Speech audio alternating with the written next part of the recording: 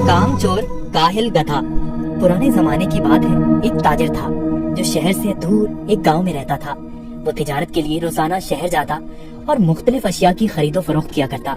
तिजारत करने के लिए उसके पास एक गधा था। वो गधे पर सामान लाद कर रोजाना शहर जाया करता। ताजिर अपने गधे की बहुत अच्छे तरीके से देखभाल करता, उसकी खुराक का बहुत ख्याल रखता, उसे वक्त पर चारा डालता और पानी पिलाता, क्योंकि ताजिर को पता था कि उसकी तिजारत के लिए इस गधे की बहुत जरूरत है। गधा बहुत सेहतमंद था। ताजिर बहुत सारा सामान एक साथ गधे पर लाद कर फरोख्त के लिए शहर ले जाता, लेकिन उसका गधा बहुत कामचोर और आलसी था। उसको भागना दौड़ना खाना पीना बहुत पसंद था। ओह, आज फिर शहर जाना पड़ेगा। मुझे हमेशा छुट्टियां क्यों नहीं हो जाती? मुझे छुट्टियां बहुत पसंद हैं। मेरे मालिक को तो हमेशा काम की ही पड़ी रहती है, पर मुझे फारिग रहना बहुत पसंद है। मेहनत करना तो बिल्कुल भी मुझे अच्छा नहीं लगता। ताजिर अपने गधे पर सारा सामान लाद कर शहर ले जाता और ताजिर को शहर जाने के लिए एक नदी को पार करना पड़ता था। शहर जाकर वो सारा सामान बेच देता। ताजिर को हर रोज बाजार की मांग के मुताबिक अशिया की तिजारत करनी पड़ती थी। कभी कपास तो कभी नमक, कभी सब्जियां तो कभी फल। ताजिर को पता लगा कि बाजार में नमक की मांग बहुत बढ़ गई है। ठीक है, मैं बहुत जल्दी नमक लेकर आ जाऊंगा।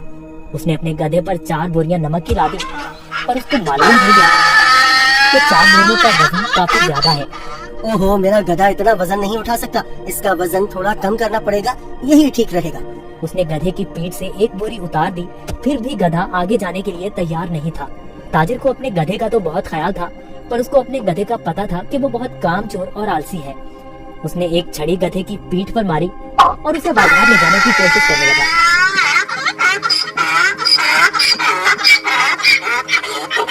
चलो, मुझे पता है तुम बहुत आलसी हो। तुम्हें शहर जाना बहुत जरूरी है, क्योंकि बाजार में इस वक्त नमक की बहुत मांग है।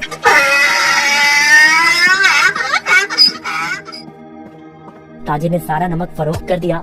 ओहो, सच में बाजार में नमक की बहुत मांग है। ताजिर ने फिर रोज की तरह शहर में नमक फरोख्त करना शुरू कर दिया। गधे पर कभी 3 तो कभी 4 बोरियां लाद कर बाजार जाना पड़ता था, जिसकी वजह से गधा नाखुश था। पर वापसी पर गधा बिल्कुल खाली आता और बहुत खुश होता। रोज की तरह ताजिर ने फिर से 4 बोरी गधे की पीठ पर लादी और शहर की तरफ निकल पड़ा। जब वो नदी के पास पहुंचा तो उसे पानी ज्यादा नजर आया। हमें बहुत ध्यान से आहिस्ता आहिस्ता चलना होगा ताकि हम पानी में कहीं गिर न जाएं। जैसे ही उन्होंने आधी नदी पार की, अचानक गधे का पाँव एक बड़े पत्थर से लगा और गधा फिसल गया और पानी में बैठ गया। ओहो, तुमने ये क्या किया? बोरियां तो अभी भी मेरी पीठ पर हैं, लेकिन मुझे इतना वजन महसूस नहीं हो रहा। ये एक जादुई नदी है। गधा इस बात से हैरान था कि नदी में फिसलने की वजह से उन बोरियों का सारा नमक नदी में घुल गया था और बोरियों में से नमक खत्म हो चुका था, जिसकी वजह से गधे को वजन महसूस नहीं हो रहा था, क्योंकि बोरियों में नमक बचा ही नहीं था, सब खत्म हो चुका था।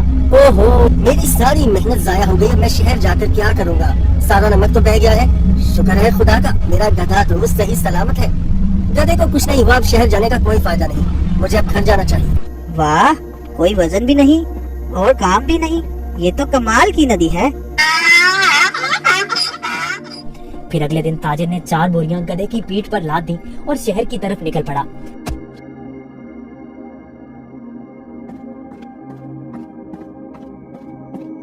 आहा, कल का दिन कितना अच्छा था। कोई काम भी नहीं करना पड़ा था। आज मुझे फिर काम करना पड़ रहा है। ठीक है, आज फिर से मैं आलसीपन दिखाता हूँ और अपना वजन कम करता हूँ। फिर तो मैं नदी से ही घर वापस जा सकता हूँ, कल की तरह। वो एक जादुई नदी है जो मेरा वजन कम कर देती है। वो कल की तरह आज भी मेरी मदद करेगी। ताजिर उस दिन गधे की चालाकी से बिल्कुल बेखबर था। रोज की तरह ताजिर अपने गधे के साथ इस नदी के पास पहुंचा तो गधा ताजिर से पहले ही इस नदी की तरफ जाने लगा। ताजिर ने उसे रोका। रुको रुको। गधा फिर से नदी में फिसल गया जहाँ वो पहली बार फिसला था। ओहो, तुमने क्या किया? काहिल गधे, जल्दी से बाहर आओ। लेकिन बहुत देर हो चुकी थी। बोरियों का सारा नमक नदी में घुल गया। गधे को अब कोई वजन महसूस नहीं हो रहा था। वाह, ये हुई ना बात। कोई वजन भी नहीं और काम भी नहीं। ये दोबारा कैसे? जरा सोचता हूँ, ये जानबूझकर मेरे साथ नहीं चालाकी तो नहीं कर रहा। ओह काहिल गधे, मैंने तुम्हारा इतना ख्याल रखा और तुमने मेरे साथ क्या किया?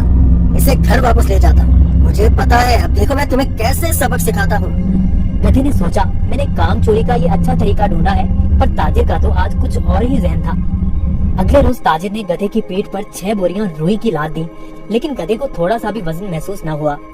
ओहो, इतनी ज्यादा बोरियां? कोई मसला ही नहीं, शहर तक जाना किसने है, इस जादुई नदी तक तो जाना है बस। और वो शहर की तरफ जाने लगे। जब वो नदी के पास पहुंचे तो अचानक से गधा नदी पार करने लगा और उसी जगह पर फिसला जहां वो पहले फिसलता था। ताजिर बाहर खड़ा होकर ये सब मंजर देख रहा था। ओहो, ये मेरी पीठ पर इतना वजन कहाँ से आ गया?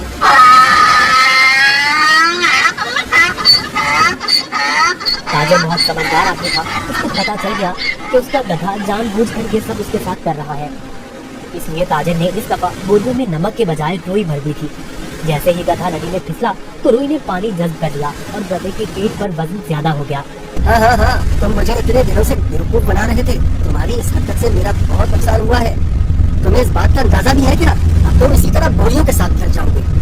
गधे को उन बोरियों के साथ ही घर आना पड़ा। इस तरह गधे ने अपना सबक सीख लिया और उस दिन के बाद गधे ने कभी नदी में फिसलने की हिम्मत न की। इसलिए नतीजा, जैसा करोगे वैसा भरोगे।